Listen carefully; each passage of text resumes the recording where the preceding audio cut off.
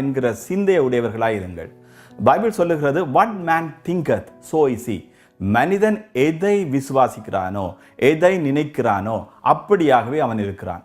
உங்கள் விசுவாசம், உங்கள் சிந்தை சரியாக இருக்குமே ஆனால், சரியான சத்தியத்தில், ஒரு ஹையஸ்ட் ரெவலேஷன் உள்ள சத்தியத்தில் நீங்கள் இருப்பீர்களானால், அதற்கேற்ற பலனுள்ள வாழ்க்கையை உங்கள் வாழ்வுக்கூடாக வெளிப்படுத்துவீர்கள்.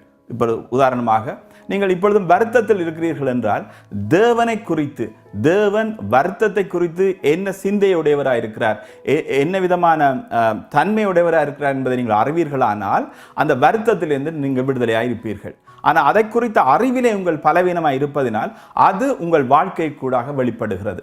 சில பேர் சில விஷயங்களில் வெற்றிகரமாக இருப்பார்கள், சில விஷயங்களில் தோற்று போயிருப்பார்கள். அதுக்கான காரணம் என்னென்றால், அந்த தோற்று போன விடயங்களிலே அவர்கள் தேவனை குறித்து வைத்திருக்கிற அறிவில் பலவீனமாக இருக்கிறார்கள் அல்லது பிள்ளையான சத்தியத்தில் இருக்கிறார்கள்.